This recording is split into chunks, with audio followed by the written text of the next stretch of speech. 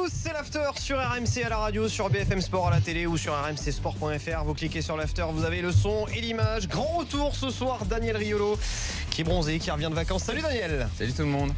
On salue également François Manardo qui lui est voilà, qui n'est pas encore bronzé, mais ça nous en est parlé.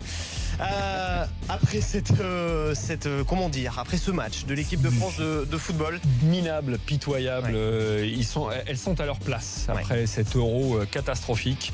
Elles sont à leur place. Tiens, je rappelle juste le résultat, victoire 1-0 des Anglaises, donc en quart de finale de l'Euro. La France est éliminée, ça nous donnera 2 demi-finales entre les Pays-Bas et l'Angleterre et entre l'Autriche et l'Allemagne. Messieurs, d'abord, voilà, qu'est-ce qu'on s'est ennuyé. Tu le disais, c'est comment tu as dit, François, minable, pitoyable, non mais qui aime bien châtie bien. Et là, j'ai vraiment très envie de châtier et pas beaucoup envie d'aimer parce que c'est même pas que le niveau globalement a stagné au niveau de l'équipe de France, attention, hein, parce que quand même c'est un football qui est double champion d'Europe avec l'OL qui a conservé encore sa Ligue des Champions, mais c'est une régression. J'ai rarement vu comme ça des régressions sur le niveau général, mais là c'est une nouvelle recette qu'elles nous ont inventée d'avoir au niveau technique, au niveau physique, dans le jeu collectif.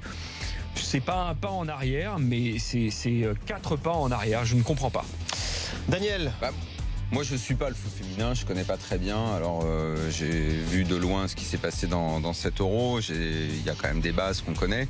Et comme le disait François, la finale de la Ligue des Champions, c'est une affaire française. Franco-française. Hein, d'accord, c'est un truc à nous. Cette année franco-française. PSG Lyon, Lyon qui casse tout depuis des années et tout. Ça 4 titres ces dernières années. Ça doit normalement te donner une base d'équipe. Si tu fais un mélange des deux, quand même assez costaud. Ok, ça c'est ce que je sais avant de voir les matchs.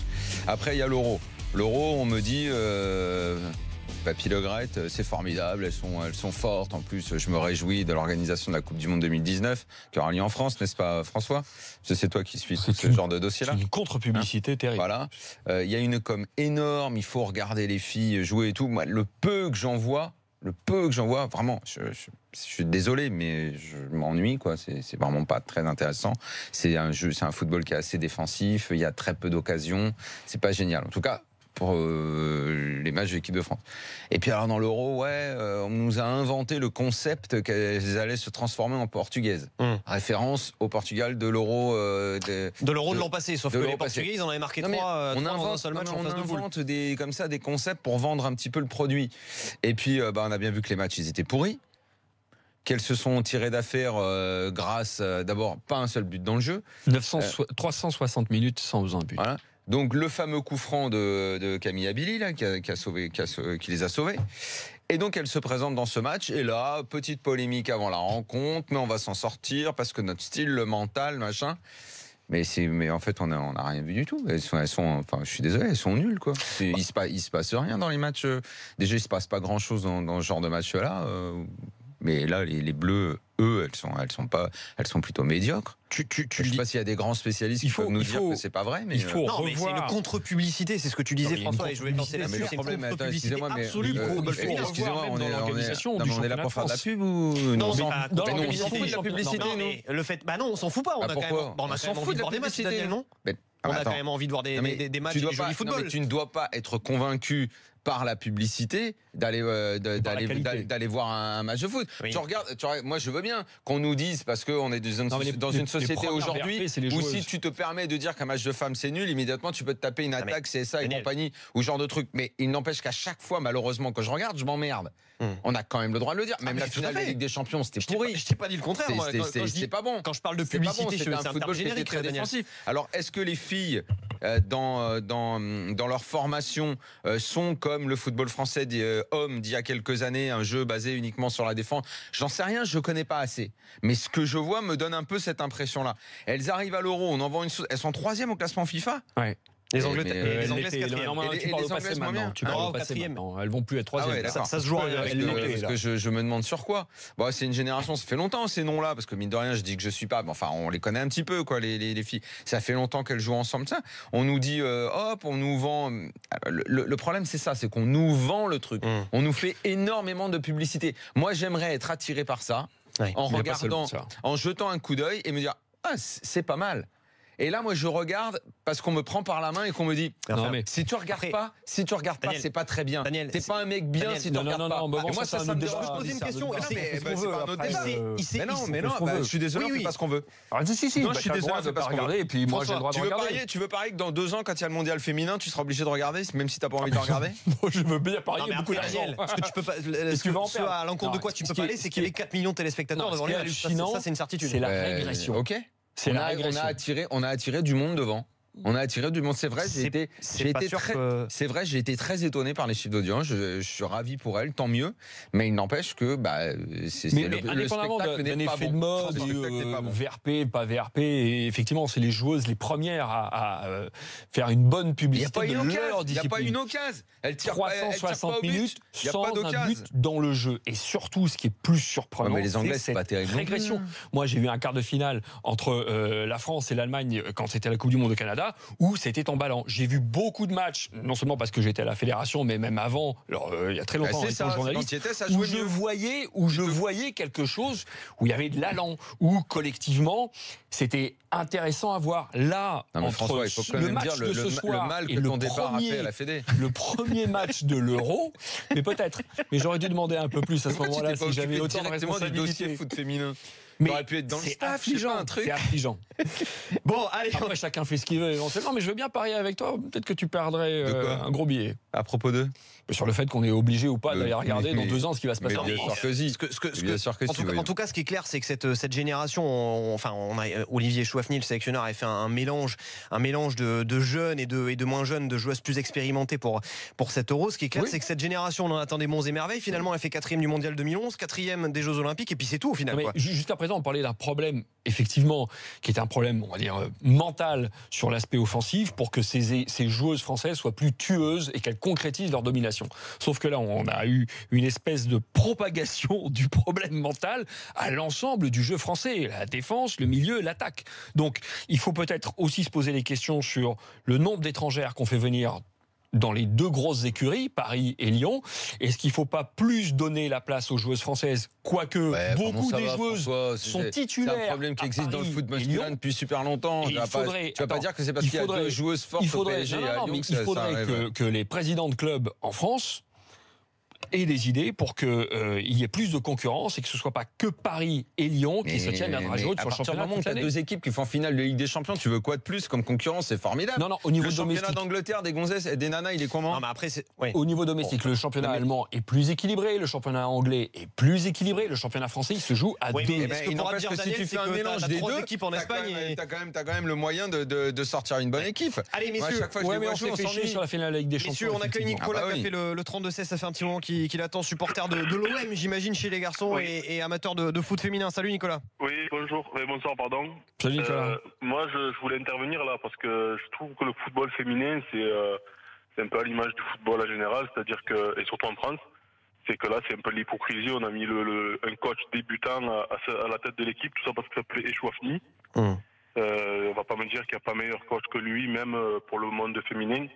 Alors, je sais que le monde féminin, comme disait Daniel tout à l'heure, n'attire pas encore le grand public et n'attire peut-être pas aussi les meilleurs coachs. Mais quand même, il y a moins d'oseille, ça je te le confirme. Mais il y a quand même moyen de mettre meilleur que Olivier Chouafny. Non mais le problème c'est qu'on ne sait pas, Nicolas. Le problème, c'est que tu as raison, mais le truc, c'est qu'on ne sait pas s'il y a mieux, pas mieux. Est-ce que les types sont vraiment... là, je pose des questions, je n'affirme pas, parce que, encore une fois, c'est des dossiers que je connais mal. Oui. Est-ce que les mecs sont réellement formés pour diriger les nanas? Moi, j'ai l'impression qu'on recase un peu.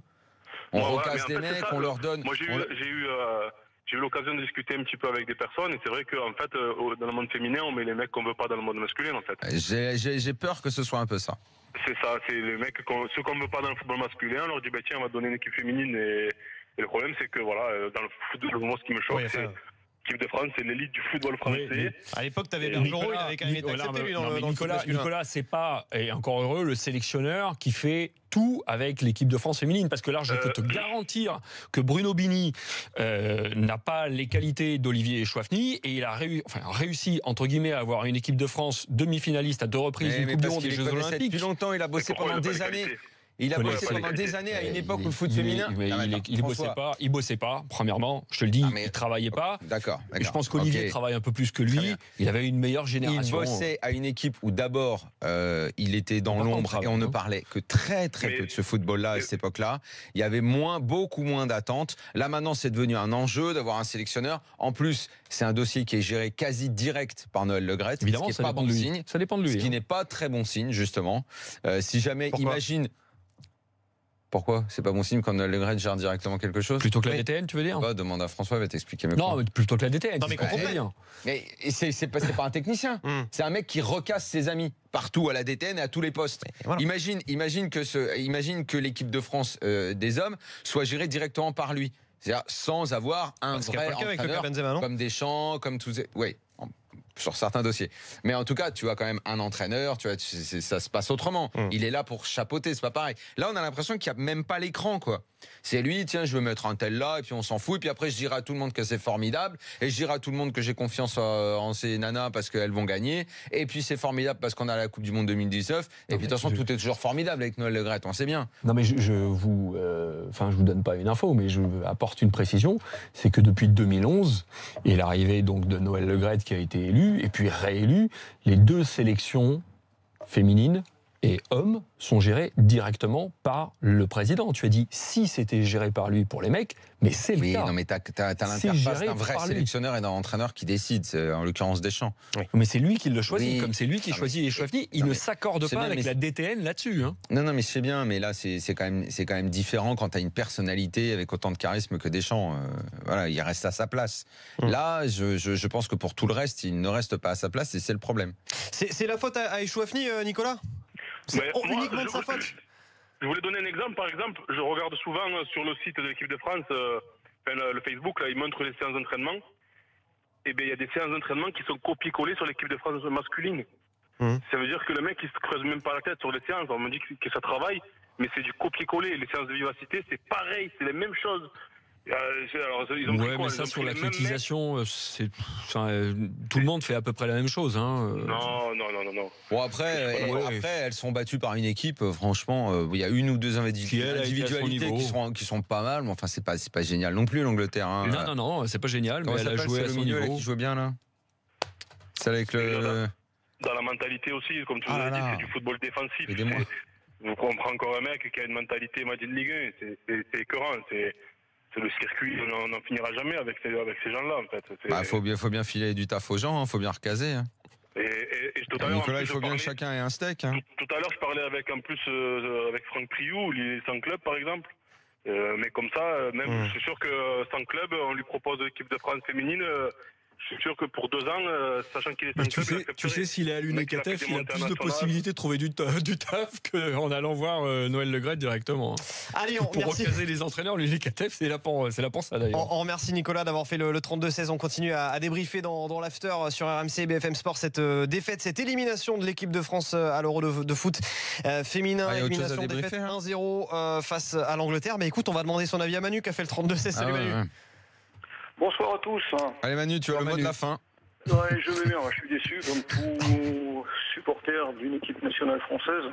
Voilà, que c'est un constat navrant que à chaque fois, on bute sur une équipe qui est, comme il vient d'être dit, plus combative que nous, avec 2-3 individualités. Ensuite, qui arrivent à gérer leur jeu et que l'équipe de France ne sait pas le faire. Et ça s'est vu depuis les 3 derniers, vu qu'elles ont toujours été éliminées à ce niveau-là en quart de finale. Est-ce que c'est un manque de motivation? Est-ce que c'est la peur d'aller plus loin? Est-ce que c'est l'envie? C'est peut-être justement juste les limites, hein, Manu. C'est possible aussi, mais alors c'est possible, c'est certainement ça. Il y a un gros danger, parce qu'il y a la Coupe du Monde. Ça va, c'est dans 2 ans, il y aura peut-être des nouvelles filles. À ce moment-là, il faudra mettre un grand coup de balai alors. Non, mais si tu mets un coup de balai, je pense que c'est bon. Évidemment, la réflexion du président de la Fédération française, elle doit commencer dès ce soir, parce que c'est lui qui a décidé d'écarter Philippe Bergerot et de mettre Olivier Chouafny. Et par rapport à cette progression tu l'as dit, par rapport à cette progression, c'est pas la peine de paraphraser, hein, tout le monde t'écoute, hein, tu es de retour de vacances, n'est-ce pas? Et par rapport à cette progression théorique qui est complètement invalidée depuis le début de l'Euro. Pourquoi viré Bergerot d'ailleurs en fait Attends, si je peux finir. Non, après, c'est important, j'aimerais bien que tu le saches, moi. J'aimerais bien que savoir, moi, pourquoi il s'est fait virer tu me Bergerot. demandes, tu sais, moi je travaille avec l'after, hein, avec toi. Arrête, pourquoi il s'est fait virer Bergerot? Pour terminer, cette régression-là, bon, elle doit poser question à 2 ans de la Coupe du Monde. Pourquoi il s'est fait virer Bergerot? Je pense qu'il s'est fait virer parce qu'il estimait que les résultats n'étaient pas au rendez-vous. Il y avait une élimination en quart de finale face au Canada et ça lui a pas plu et hop. Ah, je pensais qu'il y avait autre chose, d'accord. Bah, si tu sais qu'il y a autre chose. Non, non, pas du tout. Non, c'était, je t'assure, totalement une question innocente. Il faut demander aux journalistes de la rédaction pour ça. Non, je pensais que tu voulais nous dire un truc, non? Oh, tu sais, moi, j'étais pas journaliste à l'époque. Merci Manu d'avoir fait le 32-16. Non, mais juste sérieusement, parce que et ça toi, fait en plus, Arnaud, la première année que tu t'intéresses au foot féminin, t'avais mis les posters des filles là, au-dessus de ton bureau. Non, mais pour une fois, t'étais à bloc. Le gâteau maigre, c'est quoi? Moi, je pense que c'est toi, tu les as guignés. Tu les as guignés. T'es arrivé, t'as mis le souk dans cette équipe. Plus sérieusement, qu'est-ce qu'il faut faire un jour pour qu'elles arrivent à gagner? Est-ce que c'est juste une question déjà, tu vois, je pense. Est-ce que c'est une question de mentalité française à un moment de dire on n'a pas la grinta, on n'a pas le truc? Jean-Pierre Dolly pour gérer l'état d'esprit des filles. Je suis désolé, je peux pas te répondre, je connais pas, je sais pas le réservoir des filles, je sais pas comment ça marche. Parce que Sarah Boidi, qui est la gardienne française, qui a fait un Euro pathétique et qui ce soir. C'est quoi son poste? Gardienne de but donc, et qui à ce soir n'a pas été à la hauteur. Non mais un championnat, sur le championnat, attends, mais t'as vu son sur niveau le championnat, X Oh, mois, elle a 2 matchs véritablement de compétition pour elle, plus le dernier carré de la Ligue des Champions. Elle n'a pas l'émulation nécessaire, elle n'est pas dans la compétition nécessaire pour prouver ses qualités. François, même si elle a plus de matchs, vu son niveau, il n'y a pas une meilleure gardienne en France? C'est quand je la vois là, mettre tous ces dégagements dans les choux là. Si tu la vois à ce niveau-là et que c'est la titulaire depuis X années, elle n'a pas été découverte. Moi je dis il y a une solution s'il n'y a plus de gardienne, c'est Jean-Louis Tour en France. Je savais. Non mais Jean-Louis Tour, tu lui payes l'opération. Bah tu l'opères, c'est bon. Tu lui payes l'opération parce qu'il faut lui demander son avis à Jean-Louis Tour. Je pense qu'il est pas con Jean-Louis. Dominique, tu mettrais sélectionneur des féminines. Il a passé de bonnes vacances. Il a passé de bonnes vacances. Je vois ça. Qui ça? Raymond Domenech, tu le mettrais pas sélectionneur des féminines? Il a fait aller les garçons. T'as personne à recaser alors? Je sais pas. On est à ce point dans le désespoir. Je sais pas, il est allé en finale de la Coupe du Monde, non? Si Raymond Domenech arrive à re-signer un contrat avec la Fédération Française de Foot, je fais des afters, pas mais des afters en perruque. Tu manges des rats, c'est ça? Non, moi je vais sur l'apparence, je vais pas sur l'alimentation. J'ai trop de respect pour les rats. Argument, juste pour terminer avec ce débrief de cet Euro féminin, et comme ça Daniel n'aura plus à en parler pendant 2 ans. Les autres matchs, on fait plus. Daniel, il fait ce qu'il veut. Pendant 2 ans, après il me reste 2 ans pour bien me concentrer dessus, quoi. Daniel, il fera ce qu'il veut. Parce que le mondial féminin, parce qu'en plus c'est en France, on sera à bloc et tout. Ton argument du championnat un petit peu déséquilibré. Alors c'est complètement. Non, mais tu regardes, je suis désolé, tu peux regarder en Espagne chez les garçons, il n'y a pas un championnat qui est quand même ultra équilibré entre 3 équipes qui mettent 25 points à tout le monde. C'est compétitif. C'est compétitif. 7-8-0. Sois pas. Non mais de toute manière, on ne pourra jamais comparer le foot masculin et le foot féminin. Mais c'est juste pour grossir le trait sur un argument qui me semble un petit peu. Il y a un écart entre les 2 écuries françaises et les autres. Ne sois pas si simpliste sur la Liga. Je suis pas simpliste, c'est la réalité. L'écart, il est. Non, c'est Arnaud qui était simpliste en l'occurrence, pas toi. Entre les deux qui ont énormément de moyens et les autres, là, dans le foot féminin, on a l'impression que c'est vraiment des joueurs amateurs et des joueuses qui sont un peu pros. Donc je pense que l'écart il est vraiment monstrueux, quoi. Bon messieurs, dans quelques instants on referme la page foot féminin qui passionne les foules et qui passionne Daniel Riolo. Fini là, non ? Oui, c'est fini. Non, moi j'aime bien. Moi j'aime bien parce que c'est l'équipe de France. C'est un attachement à l'équipe de France. C'est un attachement à l'équipe de France comme toi. Tu as un attachement à autre chose. T'aurais été le premier. Moi je m'intéresse beaucoup plus, puisque tu parles d'équipe de France, au CC Foot. Qui vont démarrer dans pas longtemps. Tu as déjà vu un match de CC Foot? J'ai vu, bien sûr. Moi, je suis toujours en contact. Je le redis, je vous invite à aller voir un match de CC Foot. Moi, je préfère. C'est surprenant. Allez, messieurs, dans quelques instants, les avis tranchés. L'avis tranché de Daniel Riolo qui va casser du bois sur. Non, ne commence pas à dire ça parce que c'est pas vrai. C'est pas vrai? Non. Tu vas nous parler de l'Olympique lyonnais. Du bois. C'est quoi cette expression? C'est n'importe quoi. Casser du bois, t'as inventé ou quoi? Casser du sucre sur le dos, je voulais dire. François, tu nous parleras de Neymar et du Paris Saint-Germain, et puis moi dans mon avis tranché je vous parlerai de Kylian Mbappé. À tout de suite dans l'after sur RMC BFM Sport.